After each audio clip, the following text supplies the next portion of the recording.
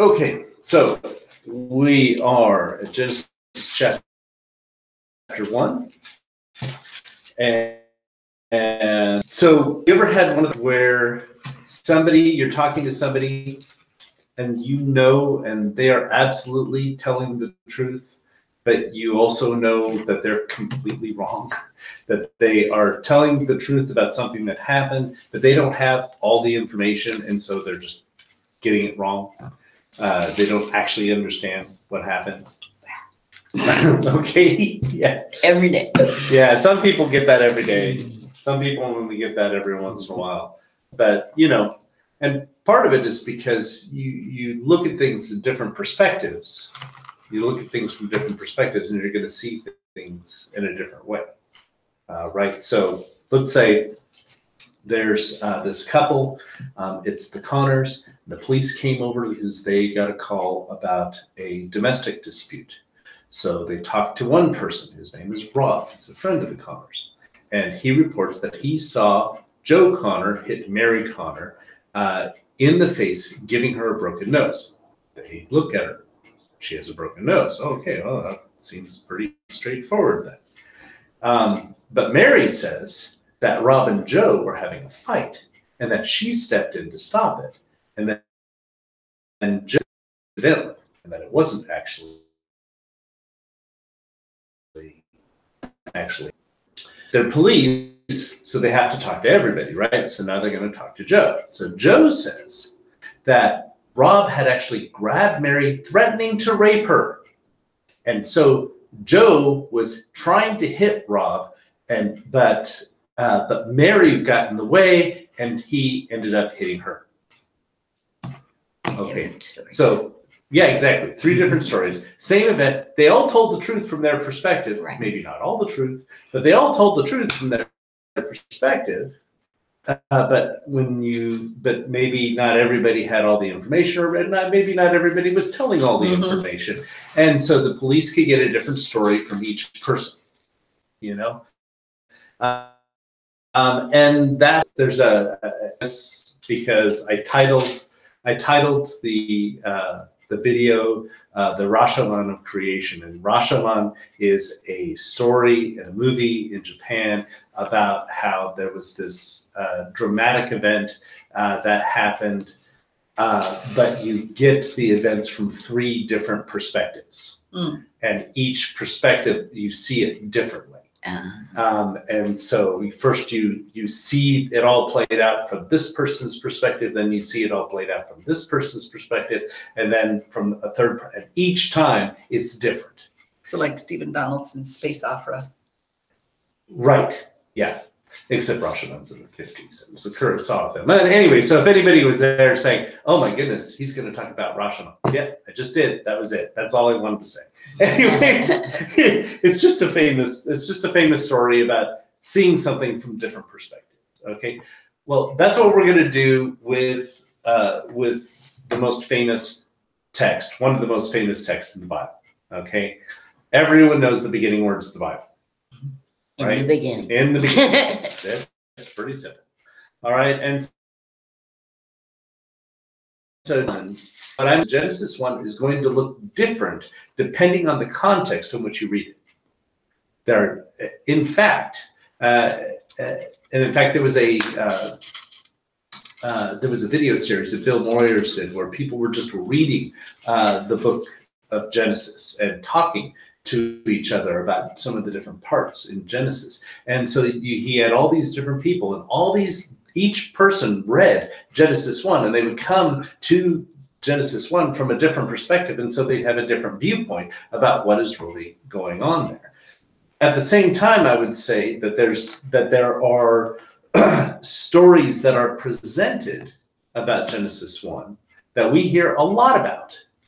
And we'll kind of touch on some of those today. And I want to say that I'm not going to necessarily deny those stories, but I'm saying there are other bigger ways that we can get a bigger picture of what Genesis is actually about, of what Genesis 1 is all about, the creation story. So what we're going to do is we're just going to read that. So we're going to do Genesis. through verse, keeps going. It's Genesis 1 is long. Verse 25. Okay, so Genesis verse 1 through verse 25. We're probably going to read it a couple times today. So if one person could read it right now, that would be great. Somebody you want to read it for the first time? We'll have somebody else read it another time. God created the heavens and the earth. The earth was formless and void, and darkness was over the surface of the deep, and the Spirit of God was moving over the surface of the waters. Then God said, "Let there be light," and there was light. God saw that the light was good, and God separated the light from the darkness. God called the light day, and the darkness he called night. And there was evening, and there was morning, one day. Then God said, "Let there be an expanse in the midst of the waters, and let it separate the waters from the waters." God made the expanse and separated the waters which were below the expanse from the waters which were above the expanse, and it was so. God called the expanse heaven, and there was evening, and there was morning. Then God said, "Waters below the heavens be gates, and let the dry land appear." And it was so. Land, earth, and the gathering of the waters he called seas. And God saw that it was good. Then God said, "Let the earth sprout vegetation, plants yielding seed, and fruit trees on the earth bearing fruit after their kind, with seed in them." And it was so.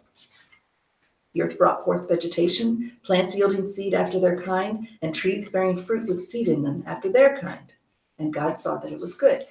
There was evening, and there was morning, a third day.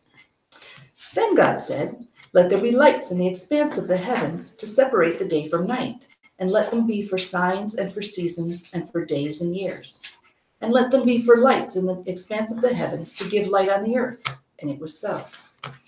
God made the two great lights, the greater light to govern the day, and the lesser light to govern the night. He made the stars also. God placed them in the expanse of the heavens to give light on the earth, and to govern the day and the night, and to separate the light from the darkness. And God saw that it was good. There was evening, and there was morning, a fourth day. Then God said, "Let the waters teem with swarms of living creatures, and let birds fly above the earth in the open expanse of the heavens."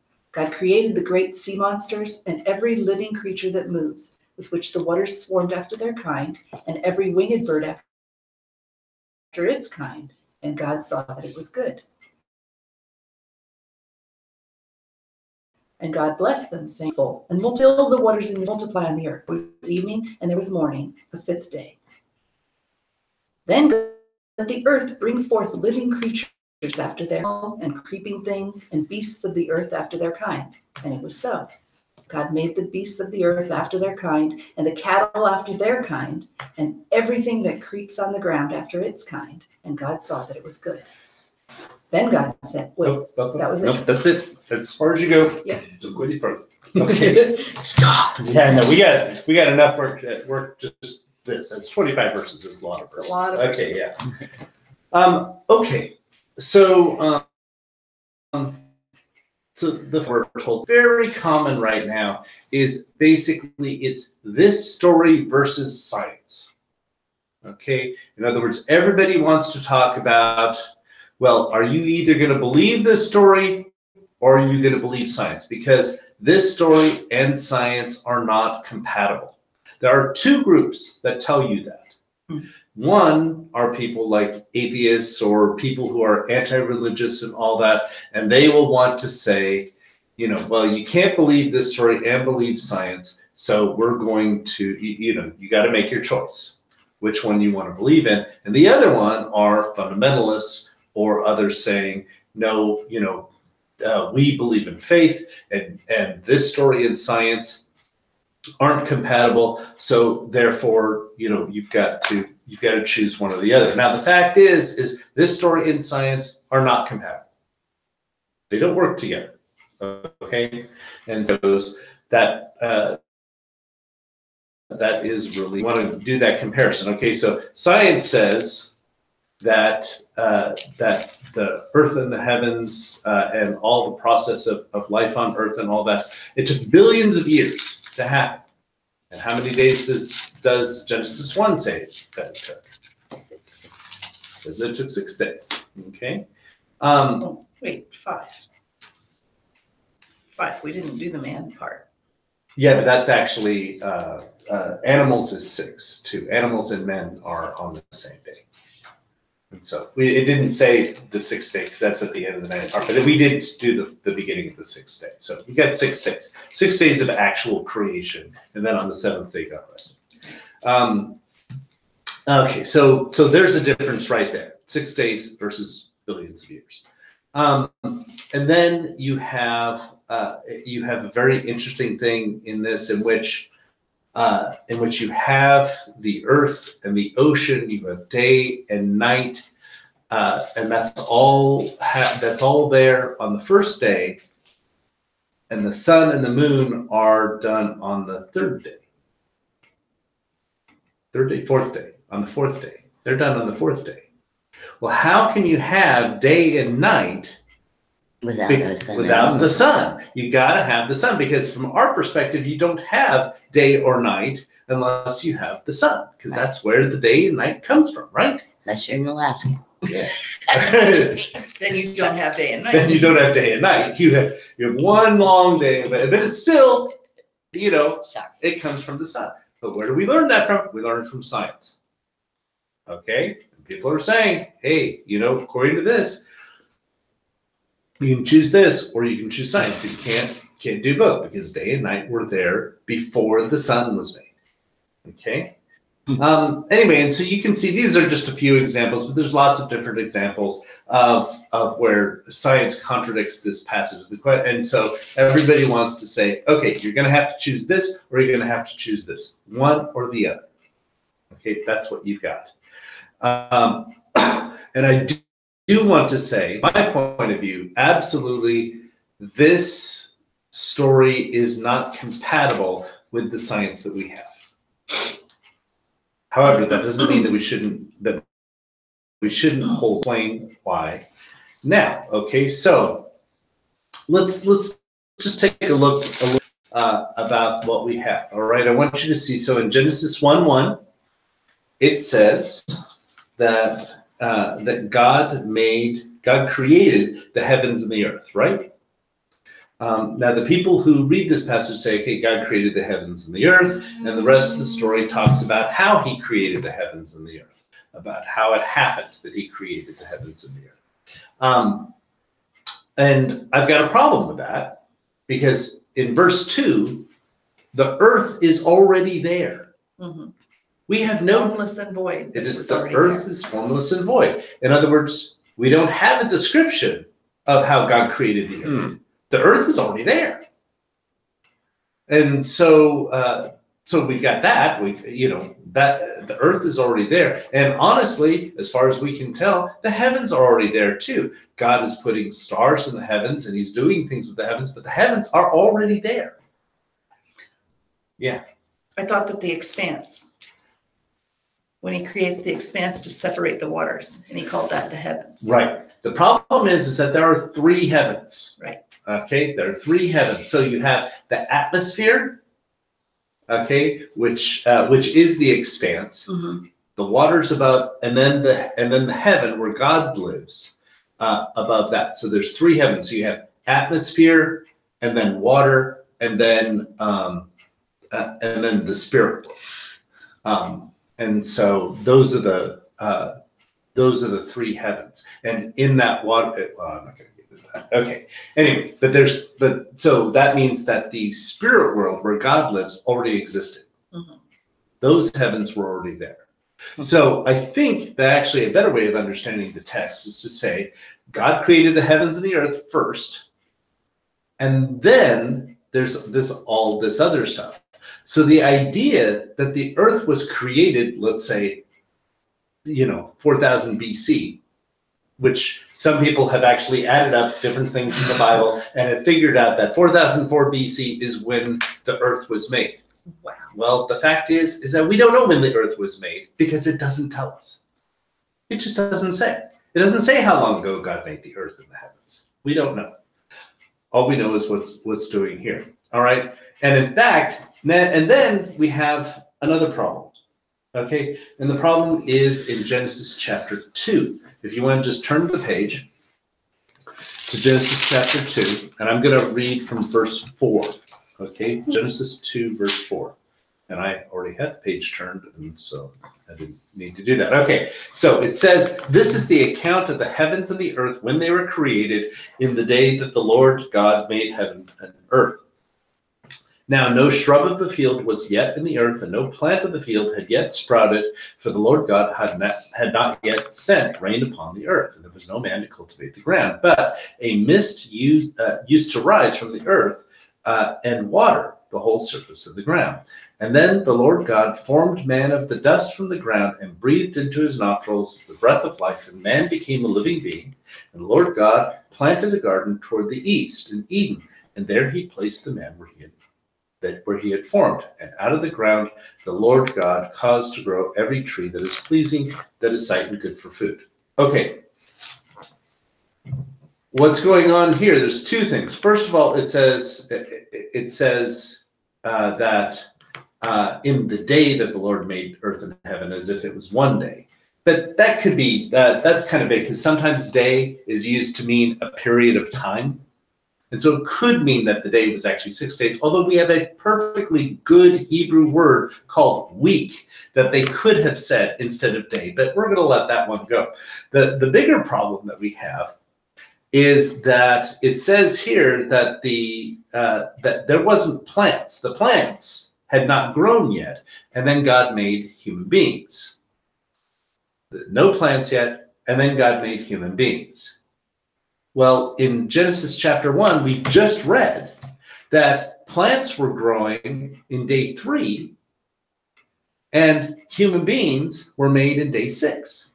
Well, which is it? Were the plants made first, like in Genesis 1, or were humans made first, like in Genesis 2? And the fact is you have these two stories which straight contradict each other as far as the timeline goes. They straight contradict each other, and they're right next to each other. Mm-hmm.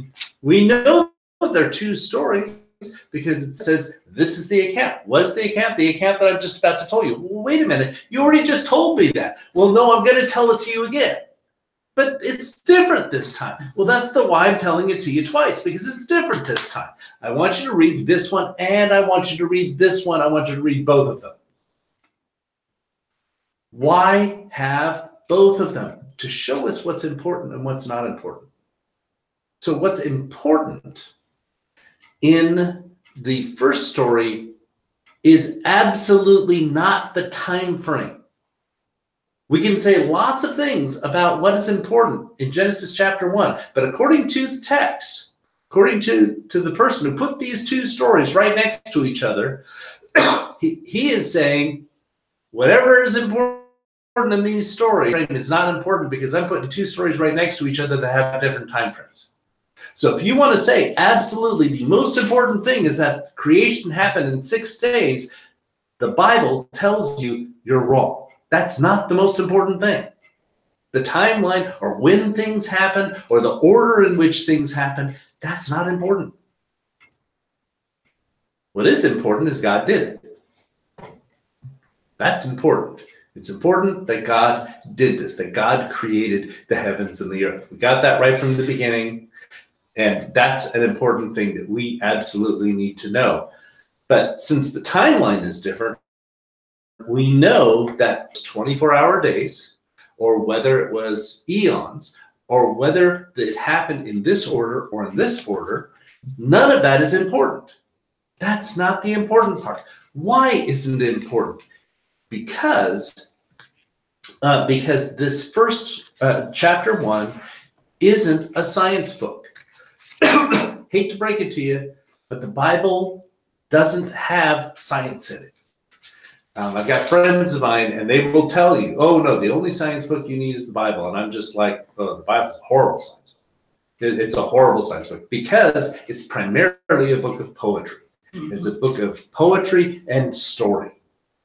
It is not supposed to be, a lot of this stuff is not supposed to be taken literal.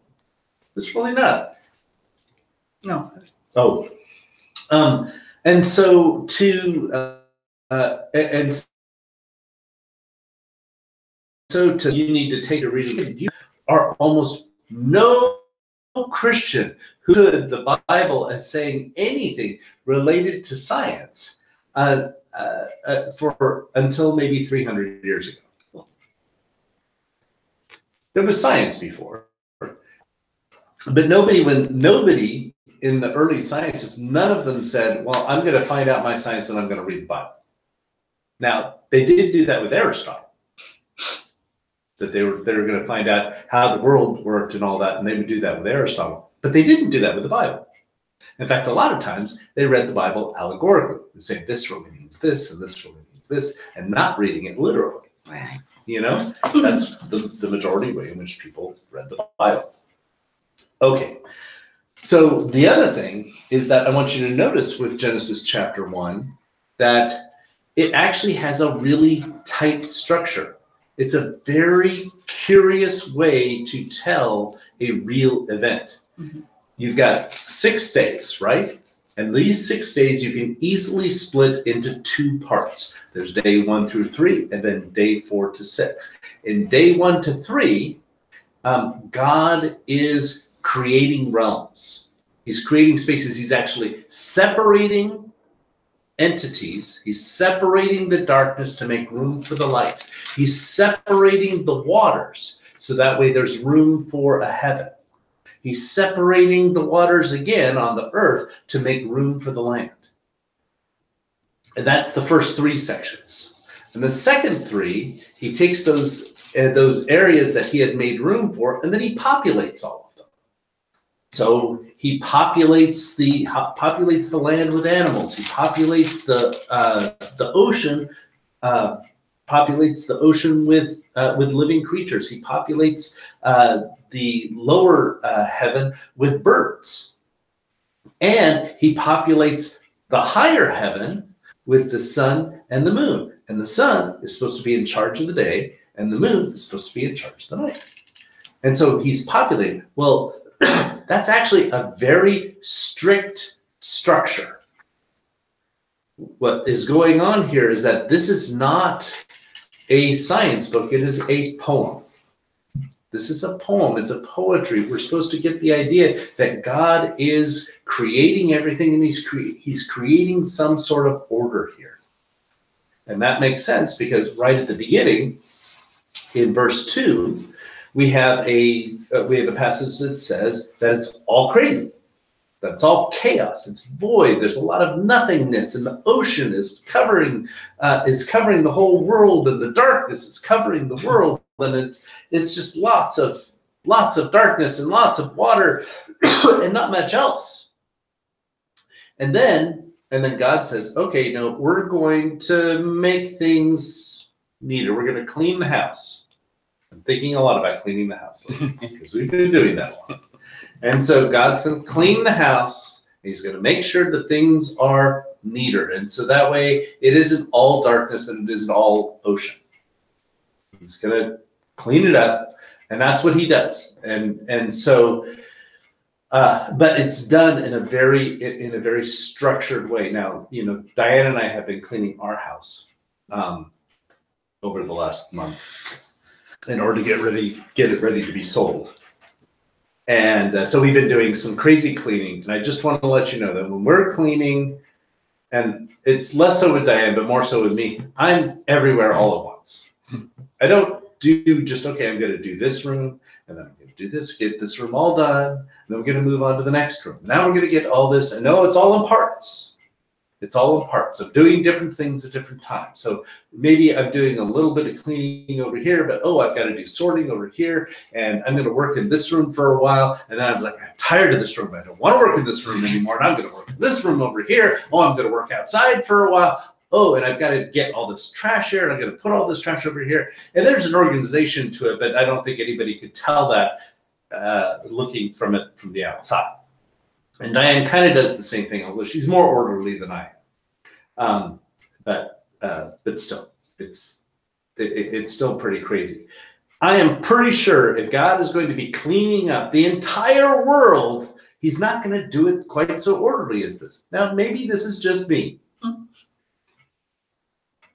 Maybe, yeah, it could just be me. But I'm thinking God's like, oh, we'll take care of this. Oh, let's do this over here. Yeah, it's all I'm saying is the poem is very structured. That's all I'm saying. It's a very structured poem. And it doesn't, and reality, in my viewpoint, reality doesn't work that way, okay? All right. Nope. Okay. Not with real chaos. No. You got real chaos, man. You gotta do whatever happens, whatever. And that happens. chaos. Exactly. Yes. Chaos runs amok. Anyway. So once again, still we have the important part. God is the creator. He's the one who is forming everything. God is in charge, and he is taking the chaos and turning it into order. Okay? So once again, I'm not saying that the people saying, oh, well, it's not science. They're right. But it's not the whole story either. You know, if you say, well, it's either this is 100% truth or it's 100% not truth, that's not the right way of looking at it. There is truth to be found in here, and it is a truth that we have to look at it, look at the structure, and try to see what the truth is. Okay, so we're gonna go a little crazy, okay, and we're gonna go We already were. I know. Psalm 74. So now we're gonna look really quickly to Psalm 74. Okay.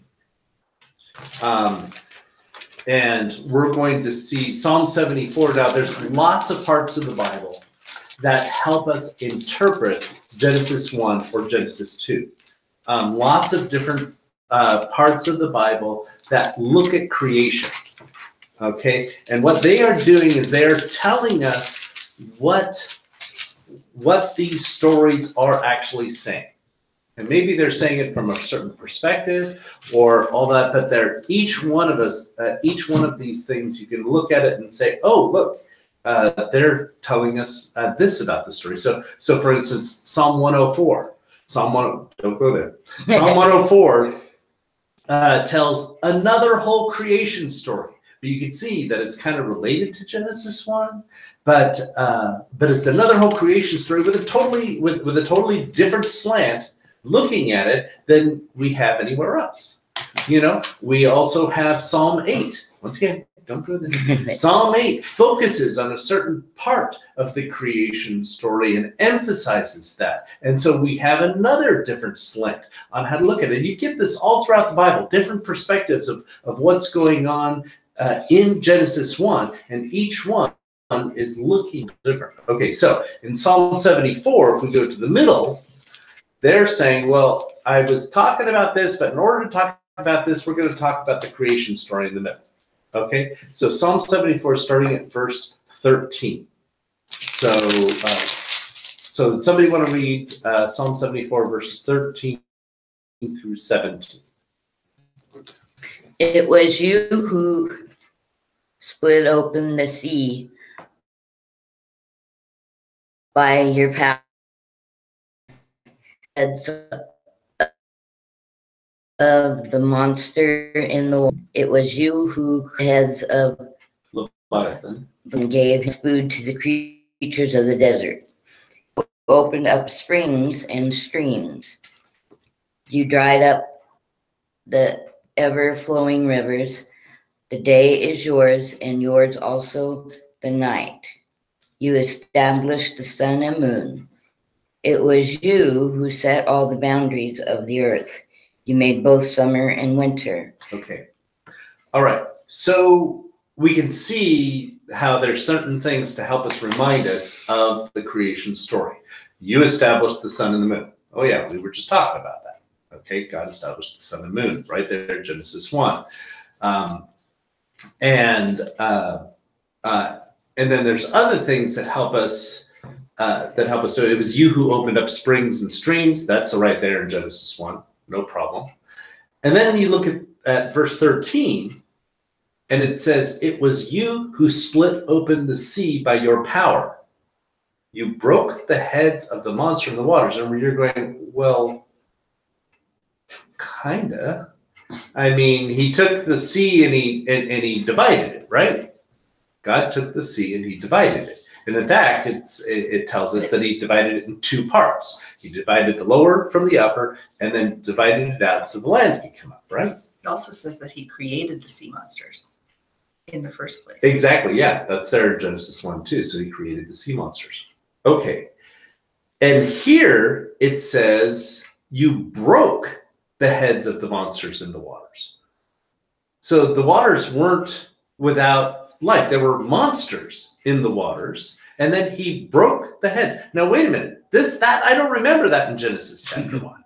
I don't remember it saying that. It's like, are you making this up? Is this something that is new to it? You know, it was you who crushed the heads of Leviathan. Well, Leviathan is a sea monster, a sea dragon. Okay, that used a lot of times in the Bible. And so Leviathan is a sea dragon. So, but it talked about, like you said, it talked about sea monsters, talked about creating sea monsters, but didn't specifically talk about Leviathan. No. And all that. And then he's saying that, and so in Psalm 74, it's saying you split open the sea and so proved that the day and the night is yours, and you established all of these things, and you set the boundaries. You set these boundaries.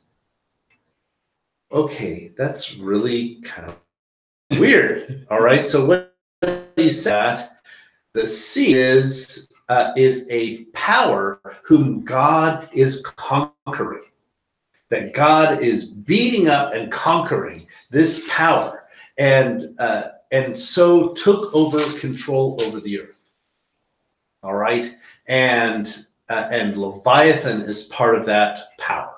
That's what he's saying in Psalm 74. And then God set up boundaries, night and day, and land and sea, so that way these powers wouldn't be able to take over anymore.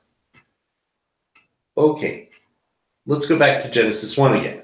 Okay, going back to Genesis 1. And we're going to take a look at it. Okay, so Genesis 1, we have the earth and the heavens. The earth and the heavens are already there. Okay, we already said that we didn't, that God had already created them before we get there, before we get to the actual story. Okay, we don't know anything about it. And then it says that the earth was a formless void, and darkness covered the face of the deep, while a wind from God swept over the face of the waters. So once again, the earth is formless and void. The earth has water covering it and darkness covering it. Is that how God created the world? Is that how he wanted to create the world? Well, we don't have any evidence, but here in Psalm 74, it's saying that the darkness and the waters God didn't want them to be covering over everything. That wasn't his intention at all. And in fact, it seems like they kind of pulled the sneak and did a rebellion and took over. God had a plan. He had an organization for the world, and they decided to take over. So if you're reading Genesis 1 from the perspective of Psalm 74, then you can see that what's going on here is God had created the world, and then the powers of darkness and the powers of the sea. By the way, something you may not know, but in Hebrew, the word sea is Yam.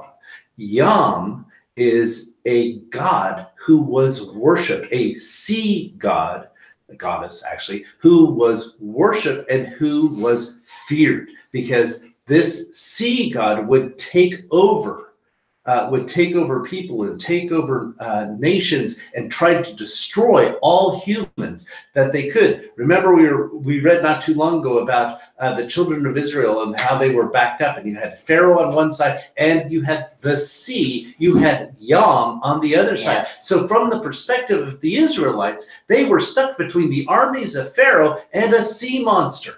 a horrible monster that was trying to kill them. So in Genesis 1, when it talks about the waters, it isn't just talking about H2O. H2O, it's talking about a monster, a horrible monster that has taken over the entire world. Wow. Okay, now we're seeing a very different story, a story that we don't get told in Sunday school. Unless you go to my school. I'll tell the story. Okay. And so now you've got this horrible enemy who has taken over the entire world. And God, first thing out, says, darkness, we're splitting you in half. We're going to have you get your part of the day, or you get your part of time, and I'm going to create light, and light gets this part of time. And so what he's saying is back off. Now, it is interesting to me anyway, that God did eradicate darkness. Oh, you took over. I don't like you anymore. You're gone. I don't want to have anything to do with you. Just go away. That's not what God does.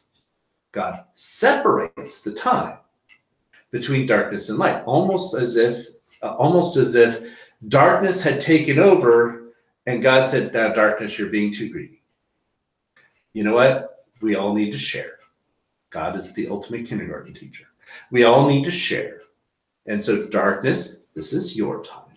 Light, this is your time. Okay? Now darkness, you stay there, and light, you stay there. And in fact, I'm going to give you monitors. I'm going to give you monitors to make sure that you stay where you're supposed to stay. So sun, you keep an eye on light. Moon, you keep an eye on darkness, and make sure that they don't go out of their place. That's what it's saying in Genesis chapter 1. He set the sun and moon in place. The sun to rule the day, the earth or the moon to rule the night. In other words, to make sure that they keep to where they need to be. Obviously, they've kind of messed up in Alaska. No, because they still go half and half. They still go half and half. It's just they get part gets half the year and the other part gets half the year. Okay.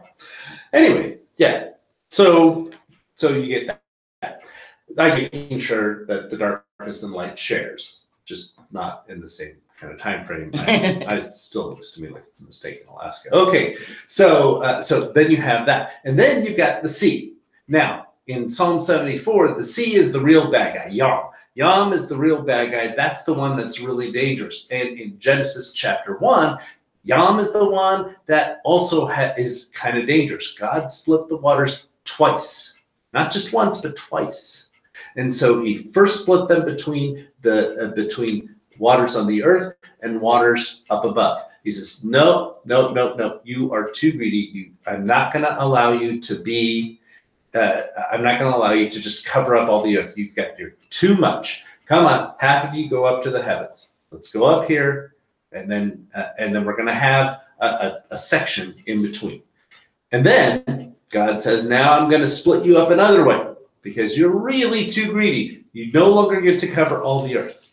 We're going to open you up, and we're going to let land go through. So you're going to have to share between the ocean and the land. And so we're just going to make sure that you don't overstep your boundaries. And notice in Psalm 74, it says in verse 17, it was you who set the boundaries of the earth. What boundaries? The boundary between the night and day, the boundary between the land and the ocean. He says, I'm setting these boundaries. You may not take over anymore. Ocean, you've been too greedy. You wanted everything. You don't get to have everything. I will let you have your fair share. So you get your share, and then the land gets this share. And to make sure that everybody feels like they got enough, we're going to give you guys toys, and everybody gets their own toys and something to focus on. So ocean, we're going to put a bunch of life in you. And land, we're going to put a bunch of life in you. And heavens, we're going to put a bunch of life in you too. The birds, we're going to put the birds up there. And so all of this is just to make sure that that everybody is going to get their fair share. Nobody is going to try and take over everything. And it seems like a little bit of kindergarten, but you know what's interesting here? To me, is looking at Genesis 1 this way, how God deals with his enemies, with people who rebels against him. Now, you go to the ancient world, and if you're a king and somebody rebels against you, what do? Wipe them out. Chop off there. Chop off their heads, crucify them, throw them off a cliff and let them land on the spears at the bottom of the cliff. These are the ways that you dealt with things of that. Tie them to 4 horses and. Yeah. Oh yeah, okay, yeah. All right. Anyway, you kill them, you destroy them. It's interesting that God is not doing that. That is not the kind of person that God is. That isn't how God deals with his enemies. When God deals with his enemies, he says, okay, back off. You get this part, and then you get this part. God created the land and he created the light in order to make sure that that the rebels only got what was fair. So it's interesting that for God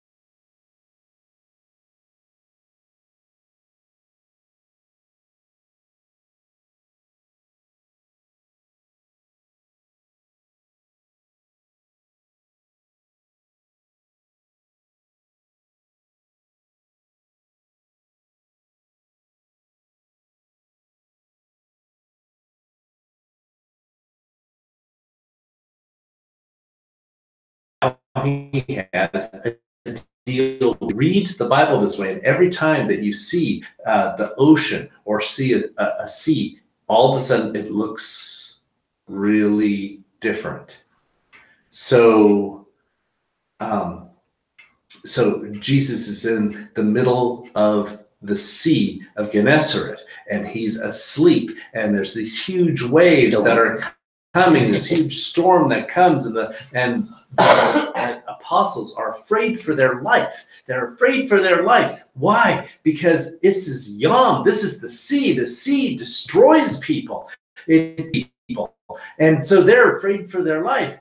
And Jesus just gets up. They're like, Jesus, wake up. And he gets up and he says, shut up. And the sea's calm. And all of a sudden now we're not just looking at this as just a nasty storm that happened. This is a beast that came up, and Jesus just told them to go away.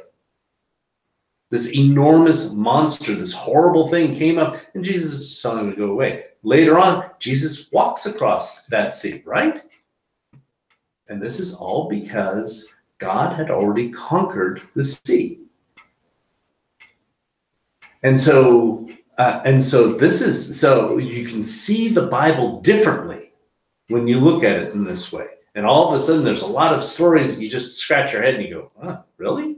That's kind of, well, if you look at it from this way, it's not so strange. And if you look at Genesis 1 this way, that it is God taming and putting boundaries around forces that are overstepping their boundaries. Well, then all of a sudden, number one, it tells us something different about the world, the way that the Bible views the world.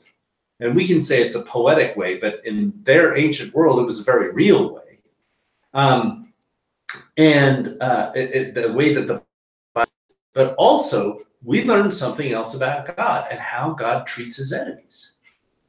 God isn't interested in just destroying his enemies.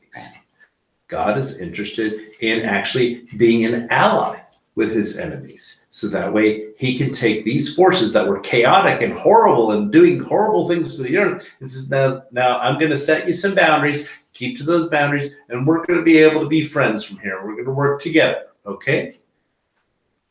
That's the way it goes. The other thing that is interesting for me, anyway, is that what God is doing is he is stopping the overreach of these powers. The ocean and the darkness said, you know what? One portion of the earth is not enough for us. We want the whole thing. We want it all. And so we want it all. And God says, no. This is a problem. Now, the original sin that everybody says, the original sin is eating the apple or eating the fruit of the tree. No, because in Genesis 1, the original sin is taking over the whole world. It's wanting too much. And what did Jesus say? He said, be aware, be wary of all kinds of greed, because greed destroys you. Now we find out the story of Genesis 1 is God punishing forces because they were too greedy. That's amazing. In the 10 Commandments, what's right there in the 10 Commandments? Do not covet. In other words, don't want something that isn't yours. Well, what did the sea and the darkness do? They wanted something that wasn't theirs. Oh my goodness. Now, all of a sudden, it is a different story. It's a much bigger story.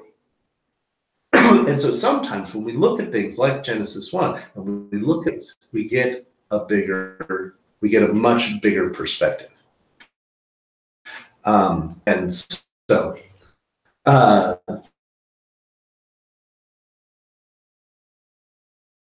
let's see about that. Oh yeah. So last day is okay, so Genesis 1 is a poem. It's telling us really important things. It's telling us about God, that God is in charge. It's telling us that how God deals with his enemies. It's telling us that greed is bad. It's telling us a lot of details. It's not telling us the timeline in which God created things. It's not telling us that. It is not telling us when God created everything. Nope, we just don't know. In fact, it's very specifically supposed to be from a human perspective, because really kind of the whole climax of it is just to say, okay, and so it's supposed to be saying, this is kind of the beginning of history. This is the beginning of human history. Human history has only existed for 10,000 years. So this is kind of saying, well, see, this is kind of where human history gets started. We get this going. But all that time before that, what does the Bible tell us about all the time before that? Not a lot. Nothing. All we know is God created the heavens and the earth. And we know all that about the formless and void and stuff. Okay, yeah, okay. So there was void, and okay, And he a little fixed bit, but not much. Not really much. We don't really know. You know who can tell us that stuff? Science can. Science can tell us that stuff. The Bible isn't supposed. It's like the Bible and science are in different realms. The Bible is contained pretty much within human history. And there are issues with the Bible and things like that, but but one way or the other, it's pretty much contained within human history. When we talk about other things that happened before humans are around, we kind of have to look to science, because you know what? They study these things and they look and they draw conclusions, fair conclusions, all this. And if they say it took billions of years to do that, they're probably right. I mean, I haven't done this. I haven't done all the studies. I've read some of the studies about the physics and read some of the studies about some of it, but I haven't read all of it. And you know what? Hardly any of us have. But one thing that we can say is these are people who spend a lot of time doing their homework and trying to build and figure out things. And you can actually read some of that homework if you really want to. It's out there. It's all out there. What gets me are the people who haven't done any of the homework, who haven't read any of the studies, and they're saying, no, they're wrong. Well, I'm sorry. Why are you saying that? Well, because this book tells me something different. And so you really believe that God created plants before he created the sun? Because that's what Genesis 1 says. Do you really believe that? Do you really believe that there was day and night before he created the sun? It just seems a little strange. And I'm not saying, hey, if you do believe that, great, I don't have a problem with that. But I also don't think that you ought to be telling everybody else that you need to believe the same things, because we don't have to read Genesis 1 that way, because it is enough to believe that God created the world. It is enough to believe that that this is the way that God deals with his enemies, and it is enough to hold that God is the one who sustains all life on earth. That's enough. We don't need to get into all these details, because even the Bible itself sometimes contradicts those details. So those details aren't the important part. We need to hold to the important stuff and let the other stuff go, because it's just not that important. I never liked science anyway. I have to like science. I know what you're saying. Yeah. I was the same. I wasn't very good in science. I like certain kinds of science. Yeah. But oh yeah, see, you like entertaining science. Hello. Okay, yes. But there's also science with really good writing too, I mean, and they're fun to read, So, so science is good. It just doesn't deal with the same things that the Bible deals with. Right. And I think that we really should listen to scientists, because these are experts in their field. And in fact, they get very detailed sometimes. We have a scientist and their whole expertise is on one kind of bug. Just one kind of bug. Anyway. And I just go, your life is about that bug. And the last thing I ever want to do is start a conversation about that bug. Could we maybe talk about something else? Anyway. All right. Okay. Let's go. All right.